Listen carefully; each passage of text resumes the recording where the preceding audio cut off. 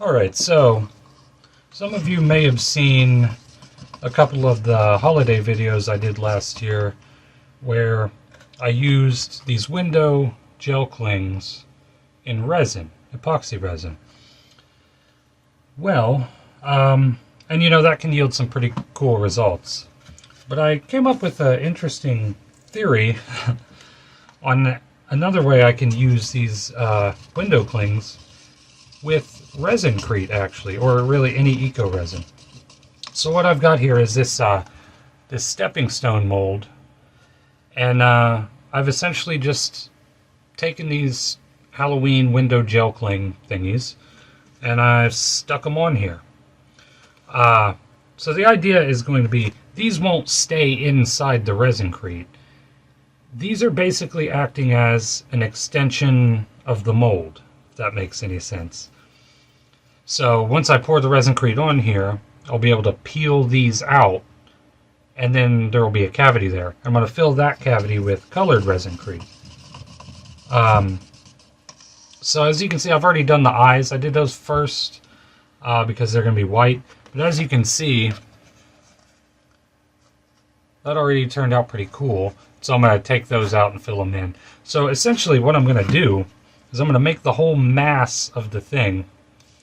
And then once that's all cured, I'm going to go ahead and little by little peel these out and fill the colors. Now you'll see it's going to take it's going to be a several step process to get all those colors in there. Because of course you got situations like this where I need to color this and this, but you'll see what I'm going to do when we get to that point. So first I'm going to put in the background color.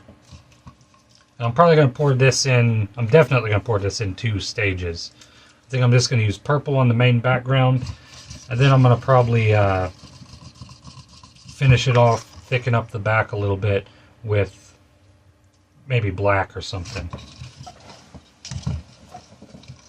So I'm going to go ahead and get my purple in here. This is going to take quite a bit of pigment. I've got 200 milliliters of eco resin here. So 1, 2, 3, 4, 5, 6, 7, 8, 9, 10. Let's start with 10 drops and we'll see where that gets me. Ooh, I almost want to keep it like that, but I want it to be a little darker. I don't want it to really be white. Okay, so we've got a kind of reasonable lavender color here, but I kind of want to go darker on this. Let's stir that in there real good, and I'm going to add 5 more drops, or just a bunch more drops, I guess. See if that gets me any darker. A little bit, but I think I'm going to go ahead and I'm actually going to start adding a little bit of black to maybe darken this. Now if you're doing this in a smaller quantity thing, I wouldn't recommend using black to darken your colors, just because a little bit goes a long way. So there's like 2 or 3 drops here, and it's already kind of gone to a somehow darker but somehow lighter purple. I don't know, it kind of grayed it out a little bit, made it a little gray. So we're going to go a bunch more purple.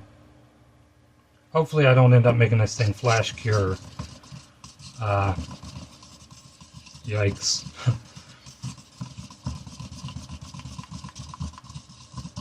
So I think I will go ahead and try this situation here. I'm going to do probably 5 drops, and I'm going to barely mix it in and see if we get some nice swirls. So 6 drops, I guess. And we're just going to barely mix that in.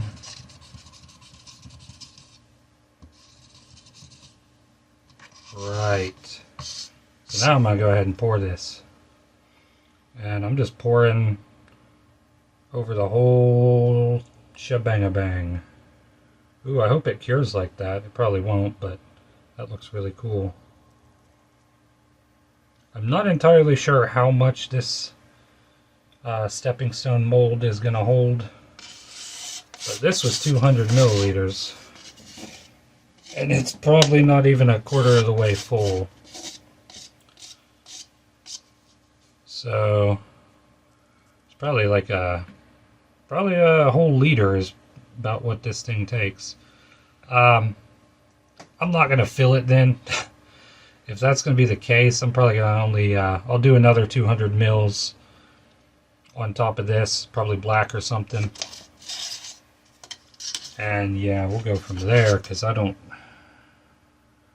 that's an awful lot of eco resin. That's probably, I'd say that's maybe more, this probably holds more than a whole liter of Resincrite. Anyway, let's give this this next layer some time to cure up. I don't necessarily have to wait for it to completely cure, just so it's firm enough where I can pour my second layer on there. Alright, so my purple bit is cured. So now I just want to get this black on here. So I went ahead and I actually mixed up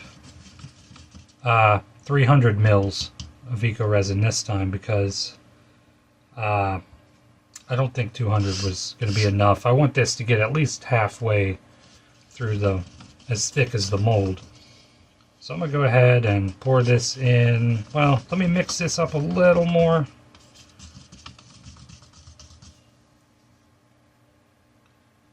And then I'm going to add some more black in here. And kind of swirl it around.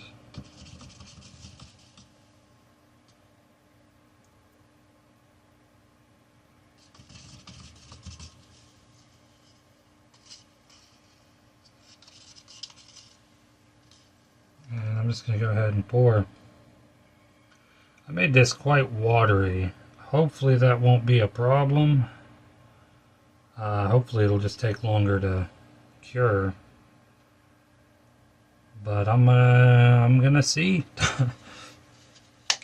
The main concern is it being so thin that it kind of soaks down between the mold and gets into the purple. Now, however, if that happens, it's going to be a very thin bit, and sandpaper will take that right off in 2 seconds.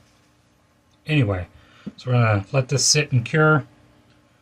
And then we're going to come back, we're going to demold it and flip it over and see what we got on the other side, and then go ahead and start working our little colors in there into those voids where the gel clings are. Alright, so it's cured, or at least cured enough to handle. So I'm going to go ahead and pop it on out of the mold here. This might be difficult because I don't want to break it. It's got a bit of a drop there. There we go. Okay. Very interesting. So, half of this kind of came out. I am going to end up putting these back in so I can keep the colors separate. But all in all, yeah, it looks like I've got a little bit of issue here with this bat. Though I think, you know, it just leaked underneath it. And so I think I'll be able to kind of clean that up with a chisel or maybe an X-Acto knife. Same with this star here. I'll go ahead and pull the stars out because I don't really need them in there anymore. Like I said, I'm going to clean up those edges there. The candy corn actually turned out pretty nice. I'll leave that out because I'll just go ahead and fill that color first. Actually, no, I lied. I'm going to do this one first. Do the white one. If I can get the white one out of there. There we go. Okay, the eyes turned out very nice here.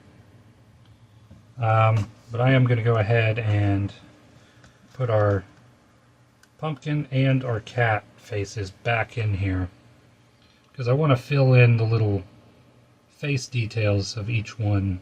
I want to do that first.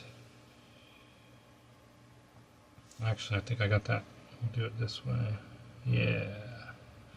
So I'm going to put this back in. And so what I'm wanting to do is, on this next run here, I'm going to pull these little ear details, the nose detail out. I'm also going to fill those, and I'm also going to fill the pupils of the eyes there. It's kind of hard to squish back in there.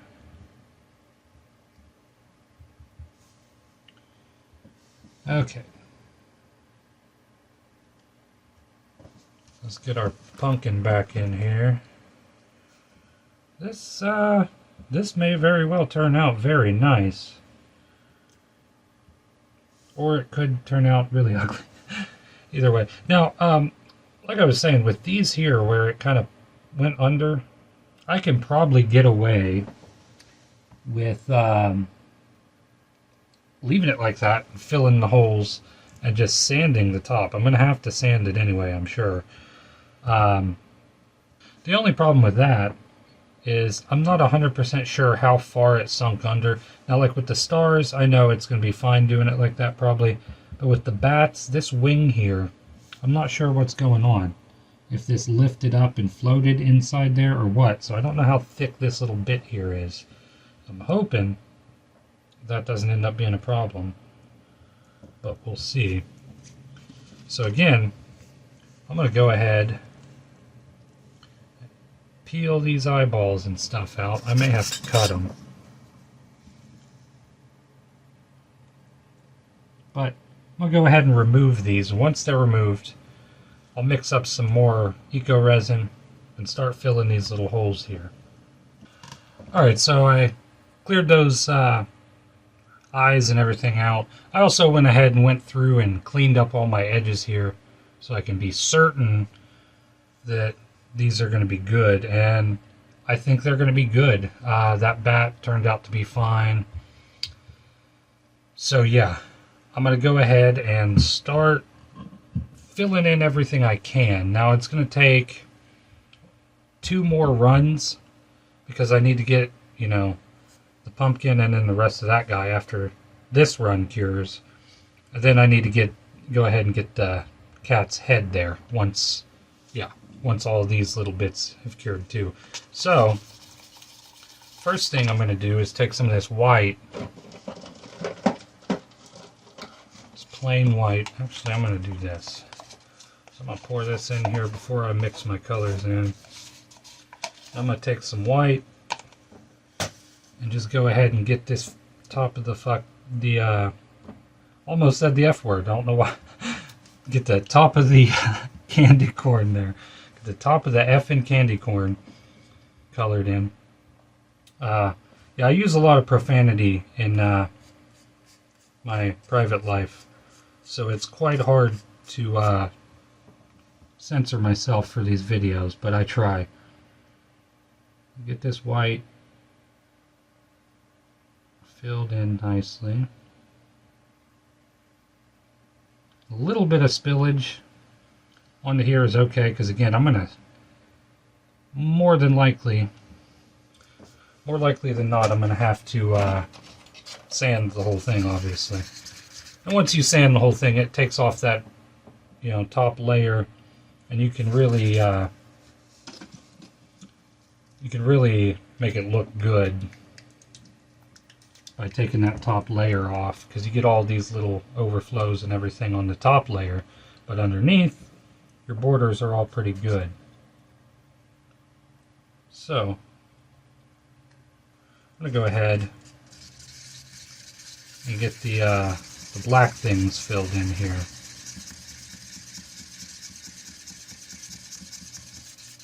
So we can just get a good, solid, consistent black. We'll go a couple more drops. And that ought to do us pretty good.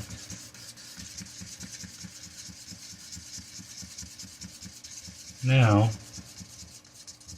I'm not sure if I want to put this in a pipette to pour it or not. Yeah, I better.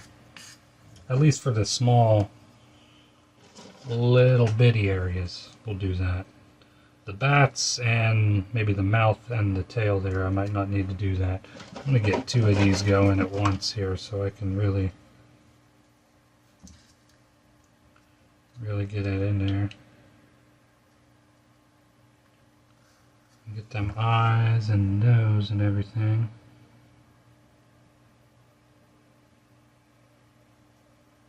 I'm going to fill these to the top.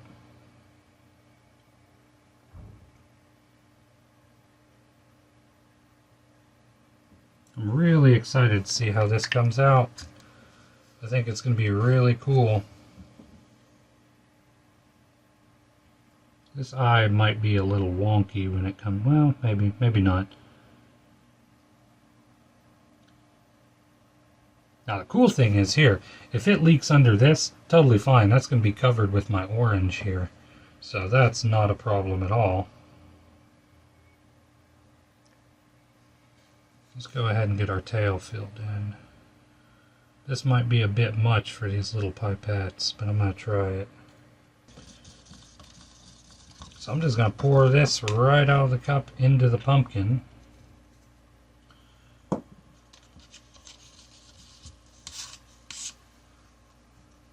Hopefully without making too much mess.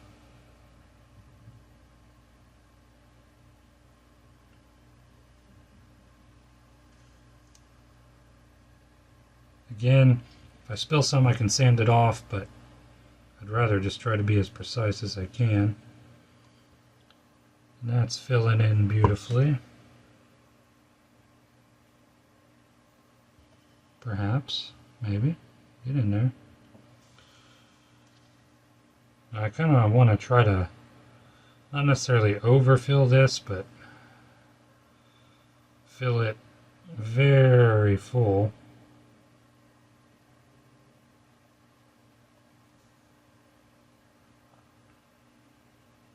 And that should be good on that. Yeah, I made way too much, I think, here, but it is what it is. Again, I really had no way of knowing how much I need for this. Okie dokie. So now we just let this cure. Then we're ready to peel the black out of here and clean up the edges on the cat's head and go ahead and pour the black. So, you may notice here that the ears and the nose of the cat kind of turned black. Well, luckily that's just on the surface. Don't know why, but the black seems to somewhat separate from the rest of the color there and kind of just floated to the top. So that should sand right off, and I'll get that interesting little pink color I had. Will be back on there. Because I looked, and on the sides that color is still there, that weird pinkish salmony kind of color. So that should sand right off and expose that pink color. Just pour them on in here.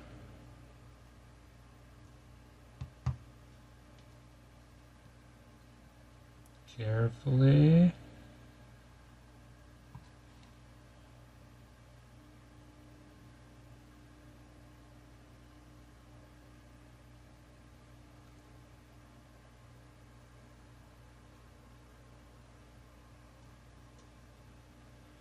I'm kind of going to coax this into the tip of the ear here so I don't overflow before I get to where I need to be. So I'll let this cure, and I'm actually going to go ahead and let it cure all day, and I'm going to go ahead and sand it tomorrow. Just because if you sand it too early, sometimes the colors kind of smudge or get a little wonky. So I'll go ahead and sand this tomorrow, and we'll take a look at it, see how it turns out. Alright, so I just got done sanding the crap out of this thing. Ideally, I would have liked it to turn out in a way where I didn't have to sand it or had to sand it minimally. But I ended up having to take probably about a 1/2 millimeter off the whole top here, just to expose everything, clean up the lines, and expose everything to the appearance that it's supposed to be, that I was wanting it to be. So the reason I ended up having to do it like that, the reason I had to sand the crap out of it, was also, you remember the pink was kind of, for some reason it had some black pigment on top of it. I had to expose the pink, which turned out really good. That's a really good shade for the cat here. But the reason that happened is when I filled these in, I didn't take care to make sure everything was absolutely as level as it could be. As far as the liquid eco resin. And so there were high spots and a few low spots around the edges there, and then there's a little low spot here and a little low spot around the chin here. But that's fine. It's not the end of the world. I'm gonna seal this anyway with some of this outdoor gloss varnish, so it'll have a pretty good, robust, protective finish on it. But you can also see a little bit of discoloration here. Now, more sanding might clear that up. It's not a huge deal. And I do like how some of those faded colors make this look a little more like rustic, gives it kind of a rustic feel. I wasn't exactly going for something that looked like it was made in a factory, absolutely perfect. I wanted it to have kind of a grungy feel to it, but not, to the point where it was ugly. But yeah, this is a pretty doable method here with the gel clings. And it's one of those things where it's kind of, the sky's kind of the limit. Whatever gel clings you can get your hands on, you can do that pattern on here. But anyway, totally viable method. I do like it. Love the way it turned out. The only downside, again, was all the sanding I had to do. And I'll tell you, I started out with, I believe I started out with either 80 grit or 100 grit sandpaper, just because I knew I was going to have to knock off a lot of Resincrete just to smooth this out to where it's actually flat. And then I went over it with some 600 grit, and then eventually some 1000 grit. So, I mean, that's really it. There's not a whole lot to this. It is fairly straightforward. Pretty simple. The only thing really, you may want to... I mean, there's not really much you can do to make the gel clings stick to the mold better. But the upside is, as long as it doesn't go all the way up underneath the gel cling, the Resincrete, as long as it don't go all the way up underneath. If it goes a little bit, that's fine. Because, I mean, it's only going to be hair thin when you pull the thing out. And you can just push that right off there. And I actually cleaned up all the edges with an X-Acto knife, which it worked very well. However, quick little side note on that, just know that if you do it like that, you better have an extra blade to replace with, and you might want to do it with a blade that's already kind of dull, because it will dull your blade pretty bad. But I just went around the edges and cleaned up the edges real good with the X-Acto knife, and that was it. So I do believe that's going to be all for today. Again, I normally don't like cutesy Halloween stuff, but this turned out really nice. I like it. My wife loves it. She loves the cutesy Halloween stuff, and she likes cats. The dog downstairs does not like me seemingly talking to myself up here in the craft room. But anyway, so that's it for today. Hope thank you for watching. Hope you all enjoyed, and we'll see you next time.